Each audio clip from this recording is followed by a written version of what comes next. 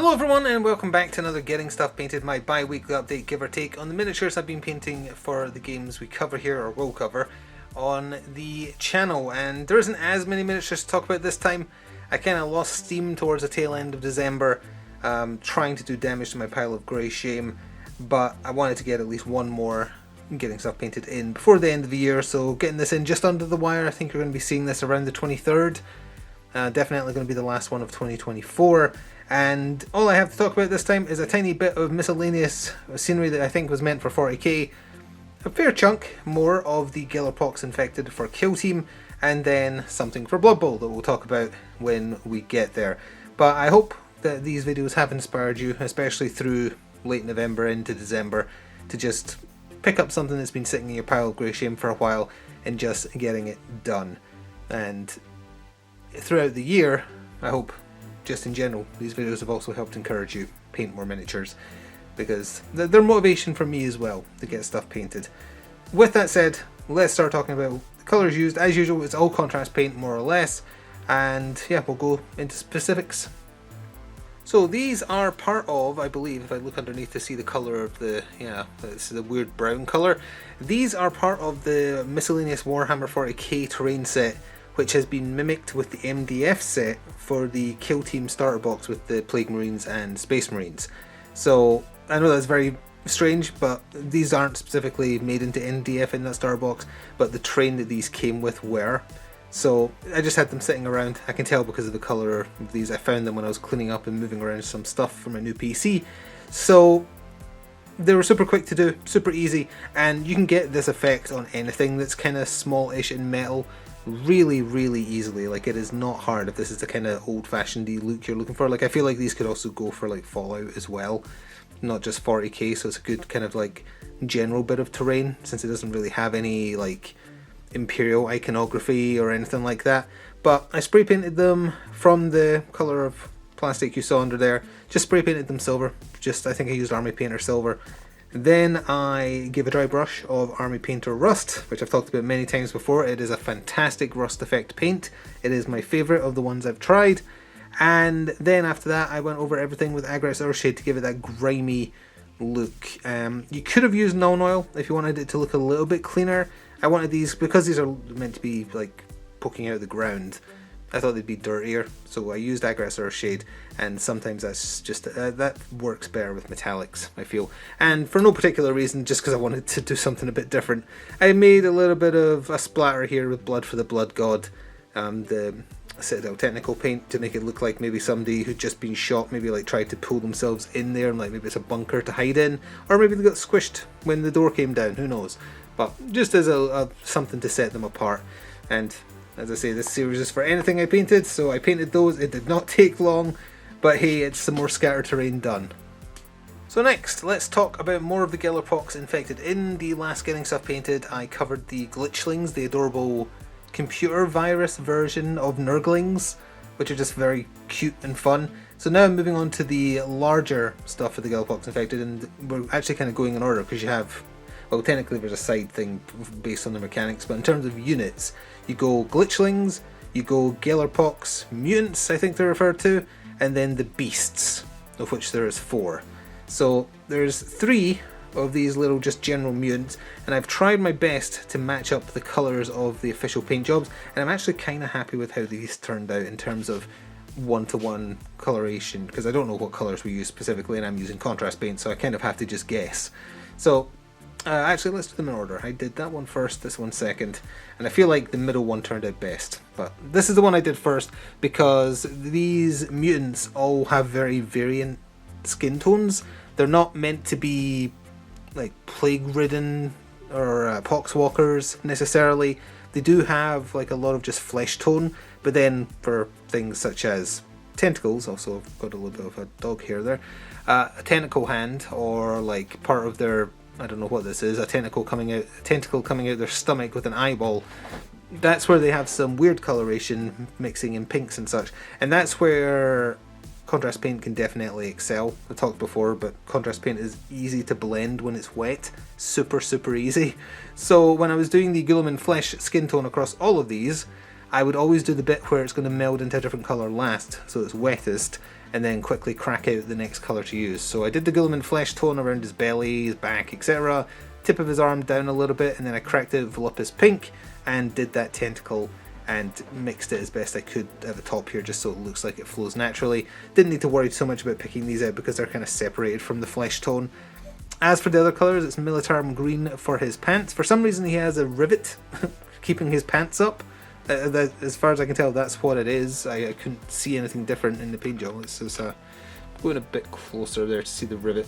Like it is just straight up, just riveted to his leg to make sure his pants don't fall down while he's swinging that axe, which I guess is good for all of us.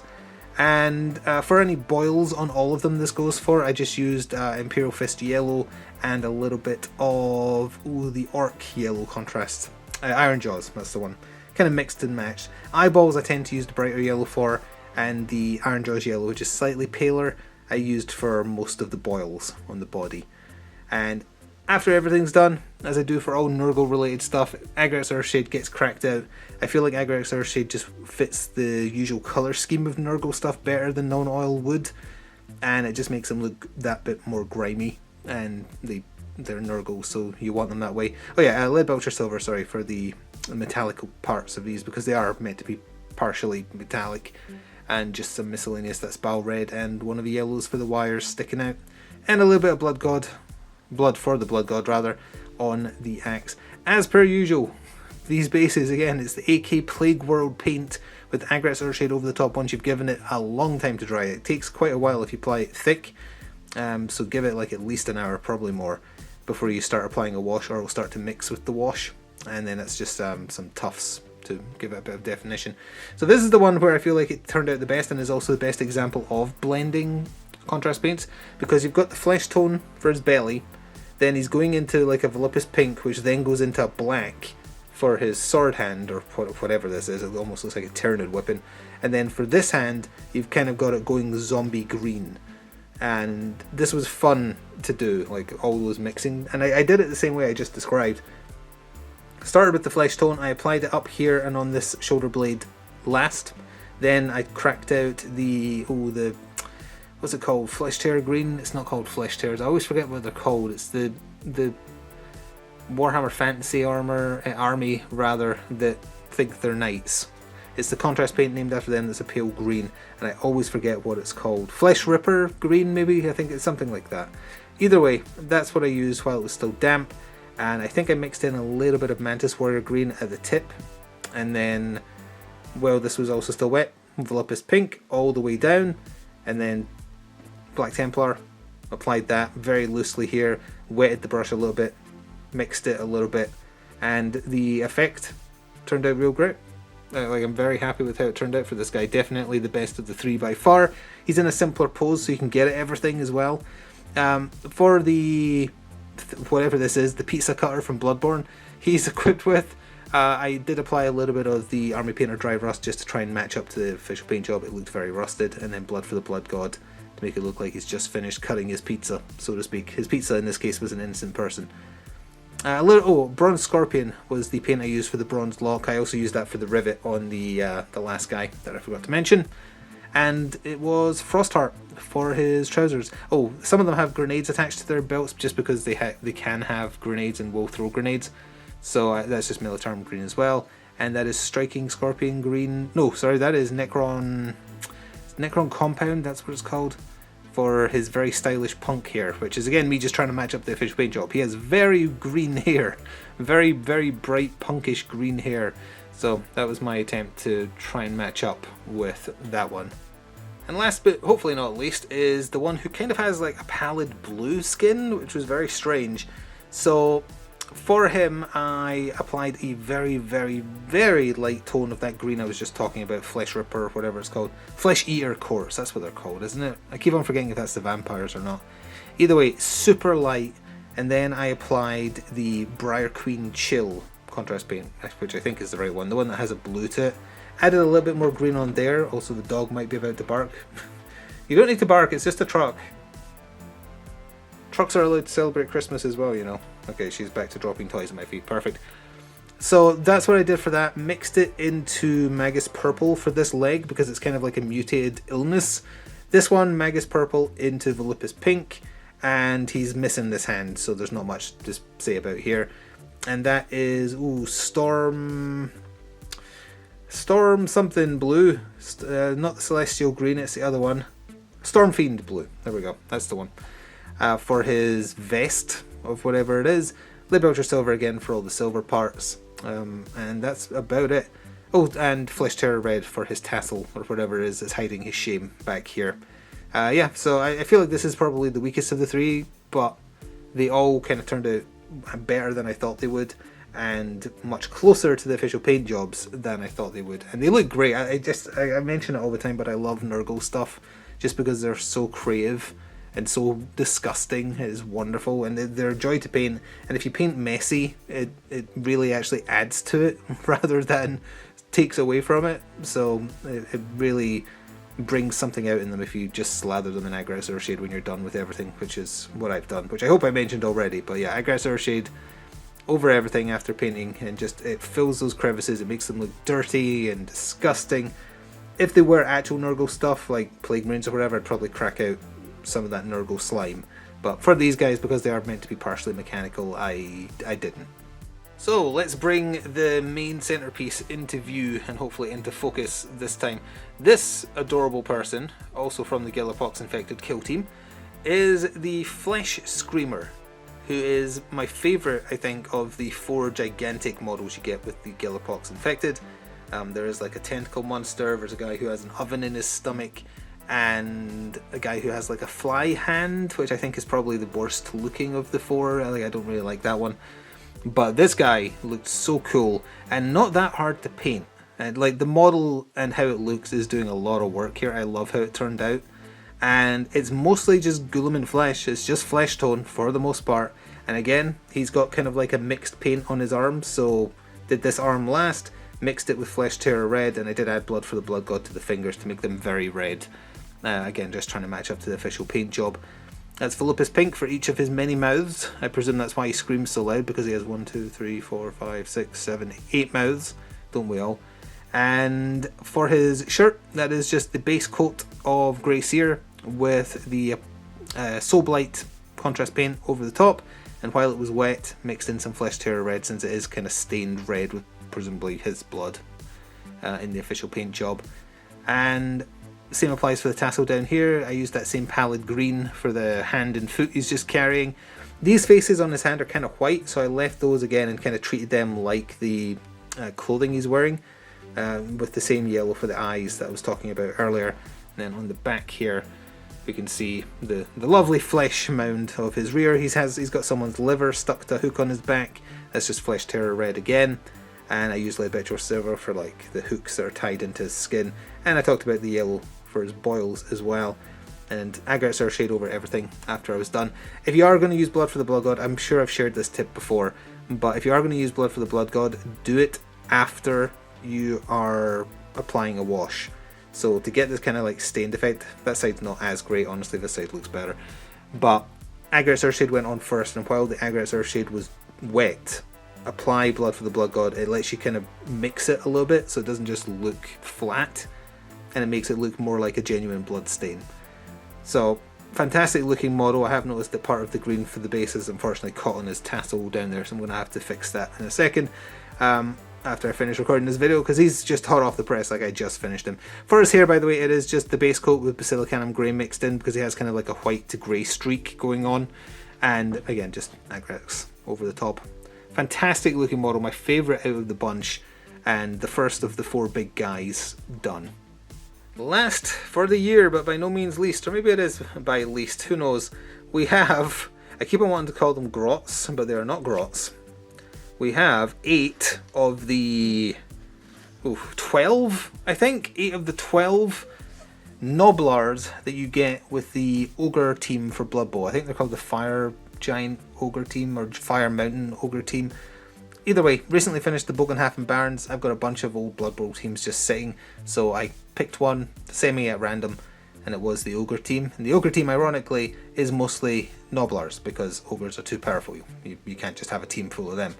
So you get 4 of the ogres. One of them is a runt kicker, which just punts these guys down the field, and then you have just 3 general ogres. But I figured these would be a good place to just fill up some space, basically just get them done, because they're so tiny that they're not hard to get done. So there's 6 poses in total, I believe, and you get 2 of each. So you get 12 of them in total, and that's larger than a legal team, but for these little guys you get extra ones on the field because the ref doesn't keep count because they're so small. So the way the official paint job does it, that for each of these individual poses, of which you get 2, they just invert the colours to separate them. So what is Magmadroth Flame orange on one of them and is Grey Seer is reversed on the other. So if we just look at this one, for instance, and the camera might struggle here a little bit because again they are so tiny. Just bear with me for a second here. So he's got Magmadroth Flame as his like jersey that he's wearing. That's way too large for a person of his small stature. He's got white leggings on, silver boot just because that's how he's painted. Eldari Emerald for the smashed bottle he's wielding to stab somebody, and Rattling Grime for his flat cap. Take the one that's in the other pose. The clothing colours are inverted. So he's got a white shirt and he's got orange trousers. That's how the official paint job separates each different type. It's a good idea. In general, that's just a good thing to do for if you're painting up a bunch of stuff but you want them to look slightly different despite being in the same pose. Just invert a couple of colours. So did that, and for the flesh tone for all of them, I went with Mantis Warrior Green, aka Hulk Green as I call it. Volupus Pink for inside their mouths. For the bases, I applied a really thin coat of the AK terrain paint, the concrete one I keep talking about that I love because you can turn it into so many different textures. Applied that, it's basically Grey Seer in colour. Applied a super thin layer to their base, so it does have bumps to imply that it's dirt, but it's not like as lumpy as, for instance, the plague bases you can kind of see back there. And then I put Rattling Grime over them just to create that muddy ogre type look of the ogre pitch. And then I just applied a little bit of Grey Seer onto a brush. It's not quite a dry brush, but took off most of the paint and then just scraped the paintbrush along just to make it look like one of like the goal lines or whatever. A lot of the Blood Bowl miniatures have those, and I just wanted the bases to look a little bit more interesting than just being mud. So even though it doesn't make much sense based on where the lines are, I decided to do that for all of them. So he's got it in a different place down the side there. Again, just to add a bit of character to the bases. And then we've got the very grumpy looking ones here who've got their arms crossed. They're very upset about something. I don't know what. Oh yeah, for the inside of their ears, I applied Militarum Green just to darken them a little bit. The official paint job to me, and it's hard to tell because they're so small, but it looked to me like the inside of the ears was a slightly darker green. It wasn't just the same green. And again, same model, same pose, just colours inverted. So, don't have much to say about them, and I've still got 4 more to paint in total. We had 2 more of 2 poses. These, oh, I've got these around the wrong way. There we are. There we go. These ones are shaking their fist in anger, presumably, or maybe celebration. The tip of his nose is very white. I didn't realise that until I'm seeing it in the camera. I think I might have missed it slightly. That's another thing that's been interrupting my painting is the stormy weather, and just we're at the darkest time of the year, so the light has not been great. I do have a little painting light, but I much prefer painting in natural light. So that has been a detriment. So I've got to correct something on the back of her clothing, or the Flesh Screamer's clothing, and the back of, or the front of his nose rather, yeah, because this one is not nearly as bright. But hey, they're tiny, so it's hard to tell that kind of stuff until you see them super zoomed in on a camera. And then the last ones, they're kind of in the well, what is it pose, or they're trying to look tough despite being absolutely tiny. Although I guess it is easy to look tough if you have a gigantic ogre behind you. And then lastly, colors inverted again. Simple as that. And that is going to do it for my last update of the year. So someone was kind enough to do this last year, and if they or anyone else wants to do the same again this year, I would be very interested. If you go through all the Getting Stuff Painted that have been published in 2024, how many things did I paint this year? Last year, I think it was 370 something models. I think this year it'll probably be more because of the big push I've been doing since November, and there has been a lot of scenery done as well, which is, you can do that in mass because you're spray painting mostly. So I think it'll probably be more this year, and it's covered gamut of games. And as I said at the top of the video somewhat clumsily, I do hope that these have helped inspire you get your own painting done. It doesn't matter if you're good at it, as long as you enjoy it, and you will pick up little tips and tricks and stuff over time that improve you ever so slightly as you go. Just, it's like most things, the more you do it, the better you get at it. Either way, thank you for watching. I hope you are having a good Christmas season if you are celebrating. If you're not, don't worry about it, and I shall see you in 2025 with, at the very least, more painting updates and hopefully more videos. Thank you for the support this year, and I will see you next year. Ta-ta for now.